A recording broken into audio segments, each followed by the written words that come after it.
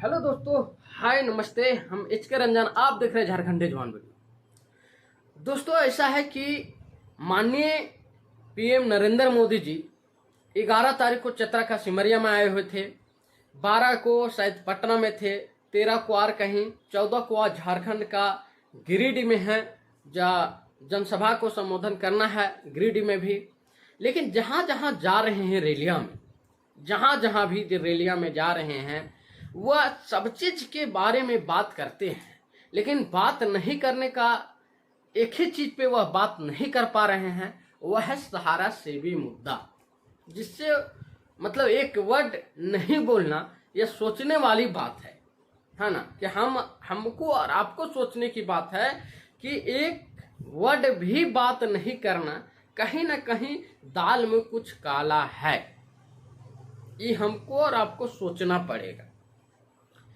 देखिए, पहले जब कांग्रेस का सरकार था उस समय से सहारा सेवी विवाद उत्पन्न हुआ, और जब कांग्रेस का सरकार में उत्पन्न जब हुआ सहारा सेवी विवाद, तो लोगों को मन में यह बैठा हुआ था कि सरकार चेंज हो जाएगा तो सहारा सेवी विवाद समाप्त हो जाएगा, और लोगों ने सपोर्ट भी किया।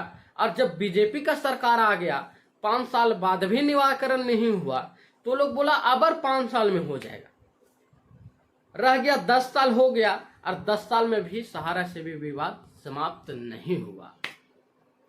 रही ऐसा बात कि अब जहां जहां माननीय मोदी जी रैलियां में जा रहे हैं, वहां सहारा सेवी विवाद पर थोड़ा भी जिक्र नहीं कर पा रहे हैं, ना जिक्र कर रहे हैं। यह सोचने वाली बात है कि सहारा इतना बड़ा मुद्दा को होते हुए भी ऐसा क्यों किया जा रहा है। आखिर मौन क्यों है माननीय प्रधानमंत्री जी? सहारा विवाद का जिक्र नहीं करना, या कहीं ना कहीं कुछ झलक रहा है और दाल में कुछ काला का संकेत दे रहा है।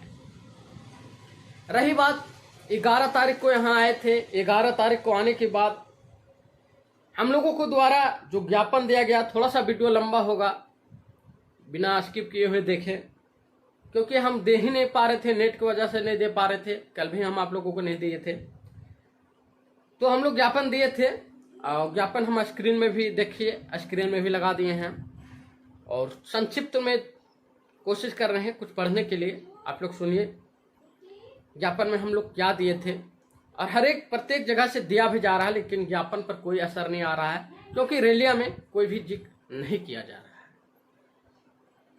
रही बात तीसरा चौथा चरण का, मतदान समाप्त हो गया है। अगला मतदान 20 तारीख को है, और 20 तारीख में, उससे पहले हम अपना ज्ञापन पढ़ते हैं। लिखा हुआ है, सेवा में श्रीमान यशस्वी प्रधानमंत्री जी भारत सरकार, विषय सहारा सेवी विवाद निराकरण करवाने हेतु भुगतान एवं रोजगार अतिशीघ्र चालू करवाने के संबंध में महोदय अवगत कराना है कि सहारा सेवी विवाद 12 से 13 वर्षों की पेंडिंग है, और सहारा इंडिया परिवार के ऊपर प्रतिबंध भी लगा है, जिसके कारण भुगतान नहीं हो सका है।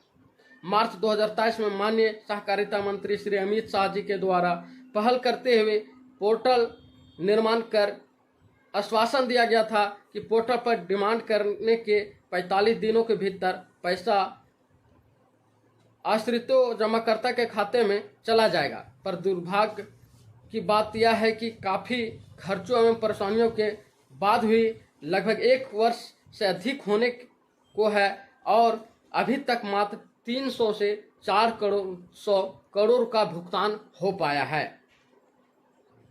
भुगतान की धीमी गति एवं सहारा से भी विवाद पेंडिंग होने के कारण अभी तक 6000 कार्यकर्ता की मौत हो चुकी है, तथा कई बेटियां की शादी एवं पढ़ाई रुक गई है।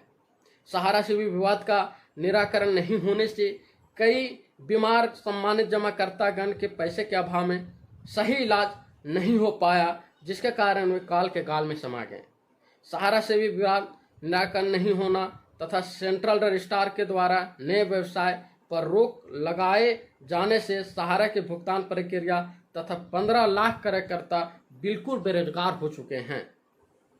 माननीय यशस्वी प्रधानमंत्री जी, आप अन्य मामलों को गारंटी ले रहे हैं, मगर सहारा का गारंटी क्यों नहीं ले रहे हैं? क्या हम भाजपा के मतदाता सत्ता एवं देश के नागरिक नहीं हैं। सहारा से विवाद का निराकरण नहीं होने से देश की आधी आबादी सम्मानित जमाकर्ता एवं कार्यकर्ता के परिवार सहित जिनकी संख्या 70 करोड़ से अधिक है, बिल्कुल ठगा सा महसूस कर रहा है और भाजपा के विरुद्ध एवं नोटा के वोट करने में मजबूर हो रहे हैं। अतः माननीय महोदय जी के आग्रह है कि कृपया इस जनहित के मामले में उचित संज्ञान लेते हुए देश के हम सभी सहारा इंडिया परिवार 15 लाख कार्यकर्ता बेरोजगार होने से बचाने हेतु सहारा में प्रतिबंध हटाए हुए सहारा काउंटर से भुगतान कराएं। आप सभी मिशन है, जो आपका मिशन है 400 सीट से पार, उसे हम सभी निश्चित तौर पर साकार करेंगे। हमें आशा है कि बल्कि पूर्ण विश्वास है कि आप इस जनहित मामले में सार्थक पहल करेंगे। धन्यवाद। सहारा इंडिया परिवार के कार्यकर्ता, चतरा, हजारीबाग, झारखंड। यह दिया गया था ज्ञापन। तो ज्ञापन से क्या होगा? ज्ञापन तो यहाँ से लिया जाता है और वहाँ कोना में रखा जाता है। ज्ञापन लिया जाता है, कोना में रखा जाता है और कुछ पहल नहीं किया जाता है। यही है सरकार का नीति अभी। तो हम लोग तो अपना जो है ज्ञापन ही दे सकते हैं, बोल ही सकते हैं। विशेष करना नहीं करना माननीय महोदय बैठे हुए हैं कुर्सी में, उनको करना है। लेकिन वह भी अभी इतना बड़ा मुद्दा को दरकिनार करते हुए नजर आ रहे हैं, जो सही और उचित नहीं है। रही बात जहां जहां भी रैलियां हो रहा है, वहां से सहारा के बारे में तनिक भी कुछ नहीं बोलना, यह साफ जाहिर हो रहा है कि कहीं न कहीं सरकार मतलब कुछ सोच रहा है या कुछ इनमें मन में काला है, दिल में काला है, जो कुछ बोलना चाहते हैं या कुछ मतलब सहारा के बारे में कुछ मतलब टाल मटोल कर रहे हैं। क्योंकि बार बार देखिए सेबी कोर्ट से भी बार बार डेट को आगे बढ़ा दिया जाता है और सरकार, हम लोग जानते हैं सेबी सरकार के अंडर काम करता है। तो हम लोग को सोचने वाली बात है। और अगर हम लोग एक नहीं हुए तो हम लोग सहारा का भुगतान और पैसा भूल ही जाने में बेटर है। अन्यथा हम लोग अगर एक हो जाएं तो हम लोग पैसा पल भर में ले सकते हैं। बस हम ज़्यादा अब नहीं बोलेंगे। आज के लिए इतना ही, फिर मिलते हैं अगला वीडियो में। तब तक के लिए धन्यवाद, नमस्ते। और सभी को सहारा अपना पैसा लेना हम लोग को हाथ में है, लेकिन हम लोग को एकजुटता दिखाना पड़ेगा। ठीक है, सभी को धन्यवाद, नमस्ते।